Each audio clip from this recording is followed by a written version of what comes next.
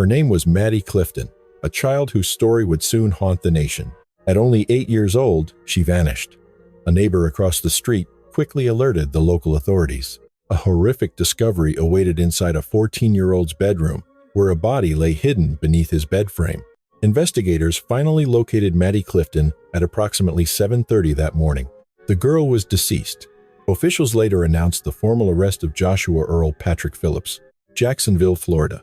This was the home of Madeline Ray Clifton. She lived there with her parents, Steve and Sheila. She also shared her life with an older sister named Jessie.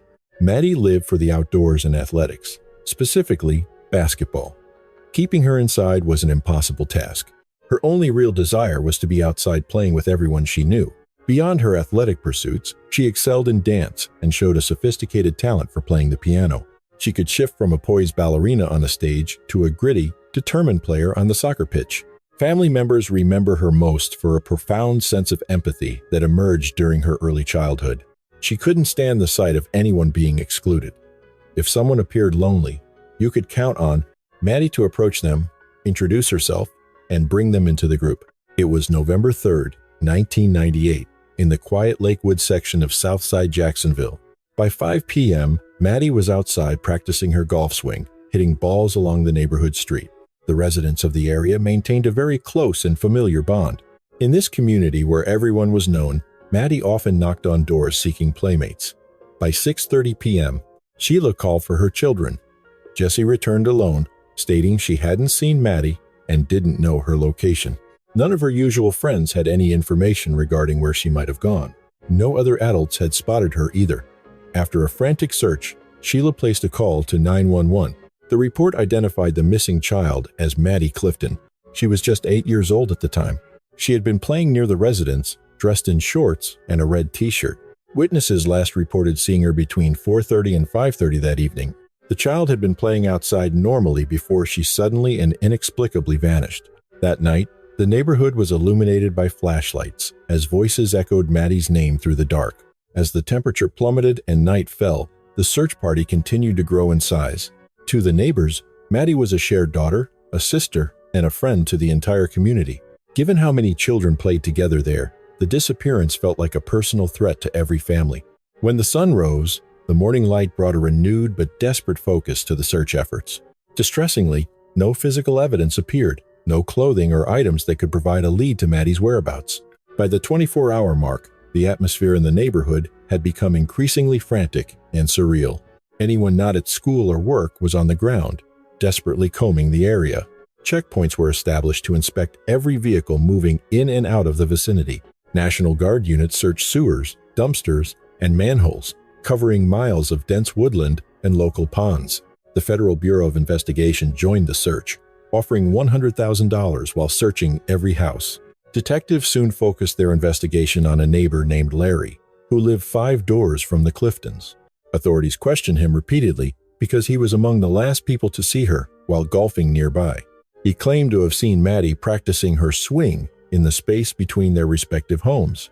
According to his account, she walked away to retrieve some balls and was never seen by him again. Police interviewed him 10 times, once for 8 hours, noting his prior arrests for sexual battery decades earlier. Although those charges were eventually dropped, he admitted to failing a preliminary polygraph test.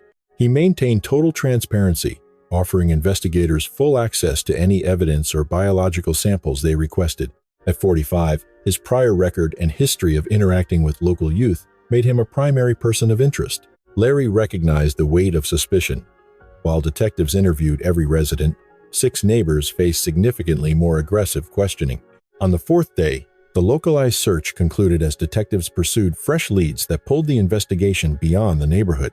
Homicide Lieutenant Mark Foxworth noted the absence of any physical evidence suggesting the girl had been forcibly abducted.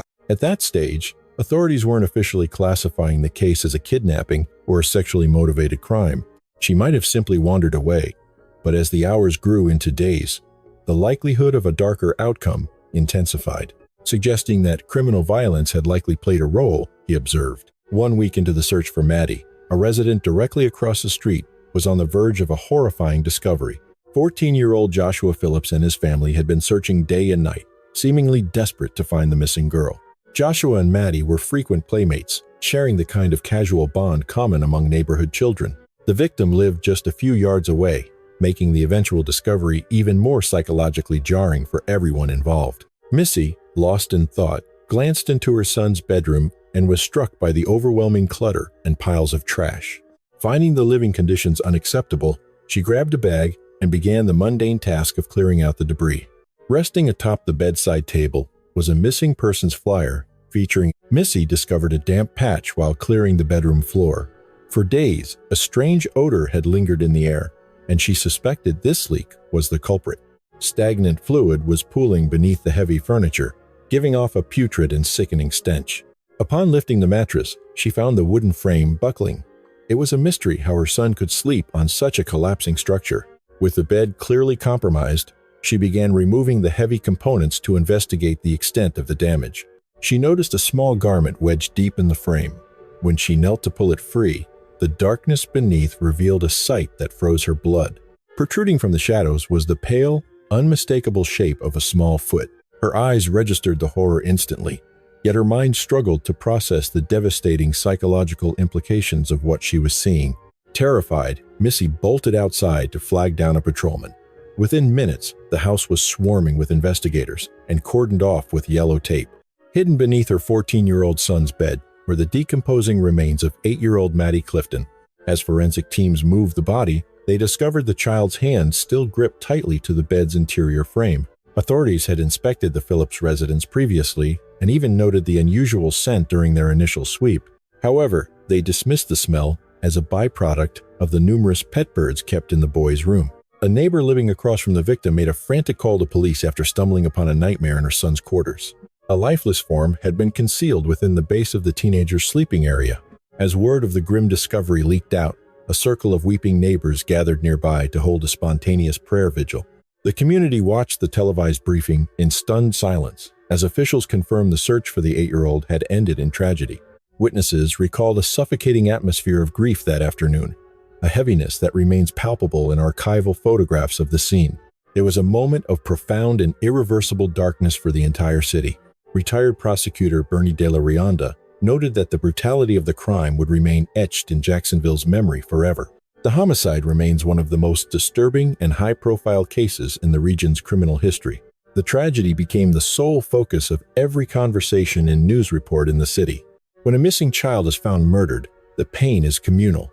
Every citizen had been holding their breath and praying for her safe return. Tributes and search flyers gathered at the residence, marking a neighborhood paralyzed by uncertainty. Local support remained relentless, with neighbors offering every possible resource to assist in the search. At 7:30 a.m., the investigation reached a devastating climax. Maddie was dead. Sheriff Nat Glover struggled to keep his professional composure intact. Stoicism replaced grief as the case officially transitioned into a clinical homicide inquiry. Forensic evidence indicated a violent assault involving multiple injuries before the victim was hidden away. The bloodied instruments of her demise were recovered at the scene.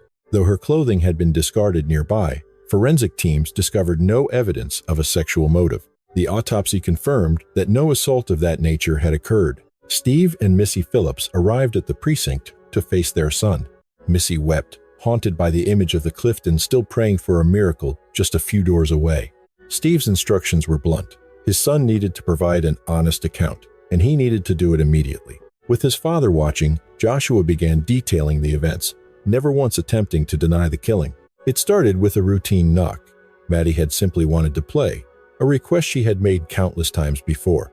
He claimed he tried to decline citing housework, yet the young girl remained persistent.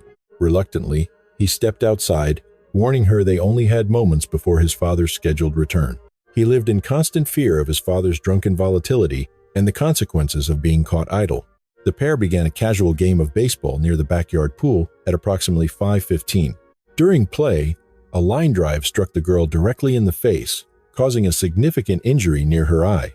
Her frantic screams triggered a panic.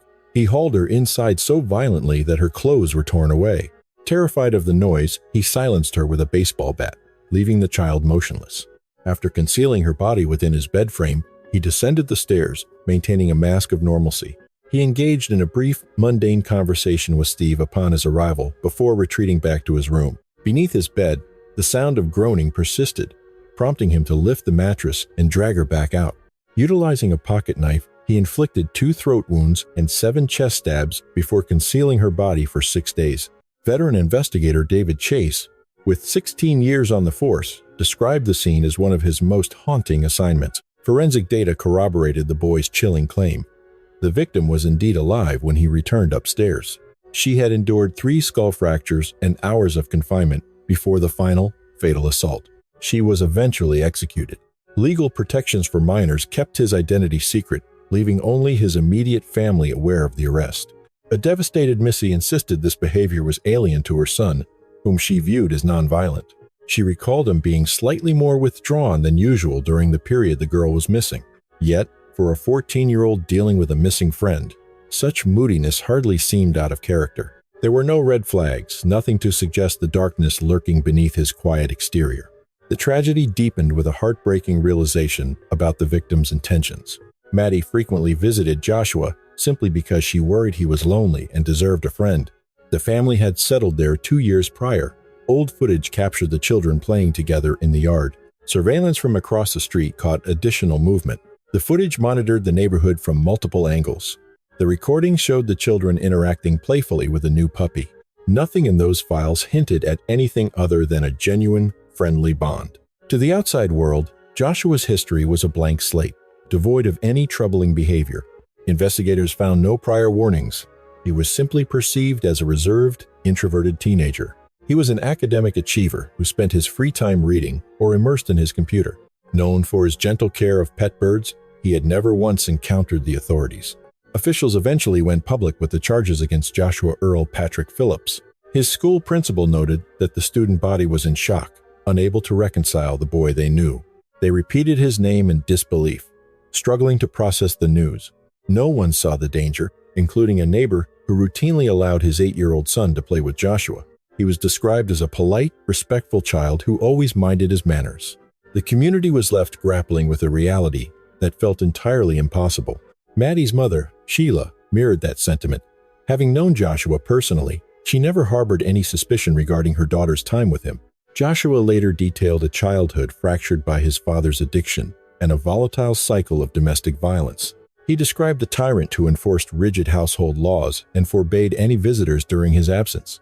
Missy noted an inexplicable, focused hostility from him, specifically targeting young girls. Driven by fear of Steve's potential rejection, Missy admitted to praying desperately for a male child. Joshua recalled a life lived in the shadows, fueled by an intense need to hide any mistakes from his father. In the aftermath, Missy felt haunted by the public's whispered judgments regarding their family's hidden dysfunction. Critics questioned how the household remained so oblivious to the red flags preceding the tragedy. She maintained that nothing seemed amiss. Returning from work that evening, the house appeared perfectly ordinary and still. As a parent, you enter a cycle of agonizing second-guessing, questioning every boundary and every overlooked signal. During the search, a sergeant interviewed Joshua inside the very bedroom where Maddie's remains lay concealed. The officer recalled him as unnervingly calm, sitting on the bed stroking his dog, entirely unfazed by the investigation. Reflecting on that moment now, the level of detachment is profoundly disturbing. While a desperate community combed the streets throughout the night for the 8-year-old, he remained asleep, resting directly on top of her hidden body. On November 14th, a massive human chain of grief formed as Maddie was finally laid to rest. The streets were lined with citizens offering a silent, powerful tribute to the devastated family. A procession moved through a sea of mourners, framed by a landscape of purple balloons and yellow blossoms. The visual was striking, a community draped in mourning colors of yellow and purple. Authorities confirmed that 14-year-old Joshua Phillips was held in custody at a juvenile detention facility. He was arrested for the murder of Maddie Clifton, committed on November 3, 1998. Prosecutors planned to present the case to a grand jury, seeking a capital indictment for first-degree murder. The state made its intentions clear. The teenager would face the legal system as an adult. By November 19th, the grand jury returned the indictment, and State Attorney Harry Shortstein finalized the adult trial status. Harry Shortstein issued a formal assurance to the citizens of Jacksonville. He pledged that every available resource would be mobilized to ensure Maddie Clifton's killer faced full justice. Shortstein confessed that the brutality of the crime had deeply unsettled both him and the entire community. The tragedy left a permanent scar on the local collective consciousness. Due to overwhelming local media saturation, Judge Charles Arnold ordered the proceedings moved to a different jurisdiction. 1 year later, Joshua Phillips finally stood in a courtroom to face his reckoning. His defense depicted a boy living in constant hypervigilance, terrified of triggering his father's explosive temper. They argued that a history of abuse triggered a blind, irrational panic when Maddie was accidentally injured. The legal team characterized the death as a tragic mishap or, at most, a case of manslaughter. They portrayed Phillips not as a predator, but as a child whose fear-induced panic devolved into a temporary madness. The defense rested without calling witnesses, and Joshua remained entirely silent throughout the legal proceedings. Prosecutors dismissed his account as a fabrication, arguing that the accident narrative defied the physical evidence. Investigators maintained that his story was fundamentally inconsistent with their forensic evaluation of the crime scene. They argued there was no objective proof that any baseball game had actually taken place. Furthermore, the autopsy results failed to corroborate his claim of an accidental blow to her eye. The logistics didn't align. His claim of dragging her was debunked by the lack of debris on her skin. The absence of blood in the yard suggested Maddie's injuries occurred exclusively within the confines of his bedroom. The state also highlighted the defendant's activities in the hours preceding the homicide. Evidence showed him viewing adult content. While no sexual assault was proven, it suggested a disturbing psychological context. This provided the foundation for their argument that the killing was a calculated, premeditated act. They alleged he had intentionally lured her inside to inflict harm. After a grueling trial, the verdict was reached. The jury reached a unanimous verdict, finding the accused guilty of premeditated murder, as outlined in the legal filing. The court ordered Joshua Patrick Phillips to spend the remainder of his natural life behind bars, strictly denied any chance of parole. The finality of the sentence meant Joshua would never again experience life outside the prison walls. At the age of 15, the boy was stripped of his name and reassigned as inmate J11775. The legal strategy at the time favored a ruthless crackdown on violent minors to serve as a grim warning to others. An attempt to overturn the conviction surfaced in 2002, marking a new chapter in the legal battle. When the court upheld the original ruling, Maddie's name continued to resonate through the heart of the community. A commemorative playground rose at her former school, serving as a permanent sanctuary in her memory. Friends and family agreed the site captured her essence, a vibrant child who lived for the outdoors and brought people together. Within his cell, Joshua began to grapple with the bitter irony of the milestones he missed versus the life he ended. He later described his younger self as retreating into a psychological void where the crime simply ceased to exist. This mental dissociation served as a primitive armor, a way to bury the trauma without a conscious choice to do so. Decades of confinement allegedly transformed his psyche, allowing him to finally recognize the depth of human agony. He claimed to have cultivated a profound empathy, supposedly feeling the weight of another's pain as if it were his own. The isolation, he insisted, had eventually refined his character into something more human. A 2012 Supreme Court decision regarding juvenile life sentences suddenly cast his permanent incarceration into legal limbo. By 2017, the case returned to a Jacksonville courtroom for an exhaustive reevaluation of his fate. As the grim forensics were revisited, Joshua shielded his eyes while a retired technician detailed the moment Maddie was located. Taking the stand, the defendant spent 5 minutes addressing the victim's family in a direct, somber appeal. He expressed a long-standing need to speak these words, stating his gratitude for the chance to face them in person. He admitted that he could never truly grasp the hollow silence he had forced into their daily lives. However, he maintained that he was no longer a stranger to the concept of profound suffering. Years of maturing in a maximum security environment had exposed him to the darkest corridors of the human experience. He spoke of times when the psychological burden nearly drove him to end his own life just to find an exit. His existence was a revolving door of shame, hopelessness, and a crushing sense of despair. He claimed his only motivation to keep going was to prevent his mother from enduring any further psychological trauma. He offered Shenshin, a repetitive, hollow apology for the irreversible catastrophe that took place. Even decades later, the sheer gravity of his actions remained something he found impossible to fully comprehend. The knowledge that he had extinguished such a promising light continued to fracture his mental state. His daily thoughts were reportedly focused on their ability to find a way forward despite the damage he caused. While he desired a chance at physical liberation, the weight of his history remained an anchor. Any hope he felt was immediately darkened by the reality that these legal proceedings forced everyone to relive 1998.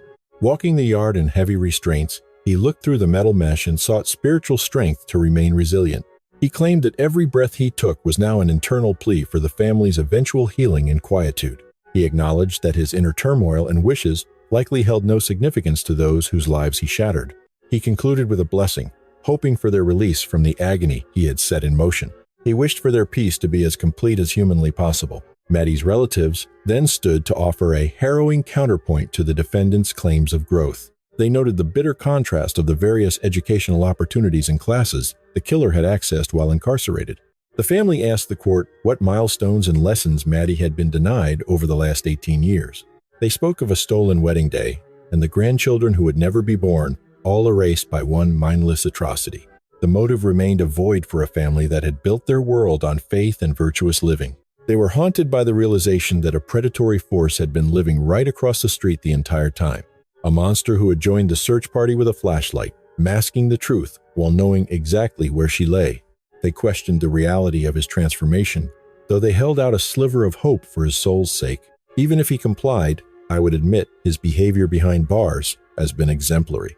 Yet, a clean prison record offers no assurance for his conduct in the outside world, especially with unrestricted access to his triggers and potential victims. The most unsettling aspect remains the absence of a clear motive. The why continues to haunt the investigation. His collection of accolades and newfound religious devotion suggests internal tranquility, which is certainly commendable. Nevertheless, that peace does nothing to restore the voice of the victim, who remains forever silent. I am denied the chance to witness her milestones, graduation, professional success, or the day she would have walked down the aisle. Those stolen moments are gone forever, creating a profound sense of injustice that he might still experience a future she was denied. Absolution is not hers to grant. As a person of faith, she leaves that ultimate judgment to a higher power. While the court deliberates, Jessie seeks solace within the walls of her recent residence. She gestures toward the space that once belonged to her sister.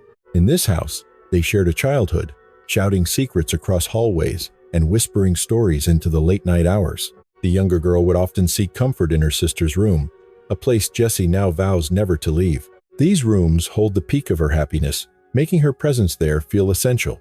She is finally back where she belongs. The court handed down a renewed life term, though it included a provision for reevaluation after 25 years. Addressing the defendant, the official noted the somber nature of the proceedings, expressing that they were simply fulfilling a difficult legal obligation. There is a belief that even within the confines of a life sentence, one can find a way to contribute something of value. The proceedings concluded with formalities as the court prepared for the next phase. In the year 2020, his legal challenge was dismissed by the highest court in Florida. By mid-2025, the 41-year-old returned to the courtroom, seeking a sentence reduction after serving his mandatory quarter century. A fresh booking photo has been released, capturing the current likeness of the convicted murderer. Anticipation grows as the defense prepares to petition for reconsideration of the life term. Experienced prosecutor Bernie De La Rianda expressed deep empathy for the family forced to relive their nightmare. He is currently readying himself for the potential upcoming judicial review. Last week, authorities transferred the inmate from the state correctional facility back to the local county jail. Filings from the previous month indicate a formal request for a hearing, detailing the chronological history of the case. The legal petition argues that having completed the mandatory 25 years, the defendant is now entitled to a personalized sentencing assessment. As the legal process unfolds, the outcome of this petition remains a subject of ongoing scrutiny. Whenever he enters the courtroom, the victim's loved ones are present, standing as silent witnesses to the past. The legal battles force them to mentally inhabit the tragic landscape of 1998 all over again. Following the guilty verdict, key law enforcement figures later expressed ambivalence regarding the severity of a permanent life sentence for a 14-year-old offender. The prosecutor maintained that the decision to try the boy as an adult for premeditated murder was legally sound. While the brutality of the act justified the initial charges, there is now a lingering regret that a lesser plea wasn't offered to allow for judicial flexibility. He described the final punishment as excessively harsh. He indicated a willingness to support future leniency or a reevaluation of the indefinite term. Sentence. A violent loss of this magnitude fundamentally alters one's reality, distorting both the major life paths and the trivial daily details. The resulting void proved overwhelming, leading Jessie to feel as though her very sense of self was eroding. She recalled her younger self as an awkward, studious child. Once an outcast who avoided the spotlight, the tragedy thrust her into an unwanted and intense public focus. It seemed her own name had been erased by the circumstances. She became a mere footnote to her sister's story, trapped between the need to honor the dead and the desperate urge to forge her own future. The psychological toll of navigating such a dual existence was undoubtedly immense. Interestingly, the killer's mother followed a parallel path of grief that eventually crossed Jessie's. Just 2 years into her son's sentence, she lost her husband in a fatal traffic accident. Seeking anonymity, Missy retreated to rural Florida, desperate to reinvent a life shattered by tragedy. Then there was Jessie. Echoing her sister's relentless warmth, Jessie began appearing at the door, offering simple acts of companionship. She watched from the window, waiting to intercept Missy's groceries before she could even reach the porch. Despite the town's scrutiny, Jessie refused to let her isolate, acting as her sister's living legacy. To Jessie, she was a gentle woman caught in a nightmare she didn't deserve to inhabit. Finding Maddie's body had left her feeling like a pariah, haunted by a trauma beyond words. Confronting her son's involvement added a psychological burden that few could ever hope to carry. Between holiday cards and courtroom sessions, these two mothers, Sheila and Missy, found a strange, shared ground. They were bound by a mutual sorrow, a maternal understanding that transcended the brutality of the case. Missy felt certain that if the roles were flipped, Sheila would be fighting just as hard. With the past immutable, she turned her focus to the living, determined to save her remaining son. Sheila and Steve, Maddie's parents, ended their 25-year union, a bond forged in high school. Jessie observed that their conflicting patterns of grief rendered their marriage unsustainable. Jessie recalled the chilling psychological toll of retrieving only 3 dinner plates. It took 3 years to overwrite the muscle memory of preparing for 4 people. Driven by an inability to remain among those walls, Sheila eventually moved out. Jessie was left to navigate a diminished household consisting of only 2 people. From across the street, a neighbor watched the family's slow, quiet unraveling. Residing directly opposite, she became a silent witness to the house's growing shadows. The horror deepens when considering Maddie's simple motive for knocking, a desire for friendship. To the residents of this small town, Maddie represented a rare, vital light. Her presence reportedly infused the lives of others with a profound sense of joy. Marked by an unusual emotional maturity, the girl sought to befriend everyone she encountered. A benign encounter on November 3rd descended into an unfathomable nightmare, leaving a trail of psychological trauma in its wake. The Echoes of Silence, a lesson from Lakewood. The story of Maddie Clifton is more than a chilling tragedy. It is a haunting reminder that the greatest dangers often wear the most familiar faces. We spend our lives teaching children to fear the boogeyman in the woods, yet we frequently overlook the shadows growing in our own backyards. Joshua Phillips was a polite neighbor and a quiet boy.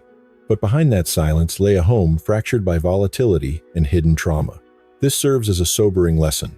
Unseen pain is a silent architect of tragedy. When a child's environment is defined by fear and suppressed emotions, that pressure eventually seeks an exit, often at the expense of the innocent. Maddie's legacy was one of radical empathy. She knocked on doors because she truly believed no one should have to be alone. To honor her, we must build communities where vigilance is matched by connection. We must look closer at the quiet ones, listen to the unspoken stories, and realize that a child's safety depends on our collective courage to intervene before a hidden struggle turns into an irreversible scream. True safety isn't found in locks or fences. It's found in our refusal to look away. Let Maddie's light be the reason we finally start paying attention to the cracks in the world around us.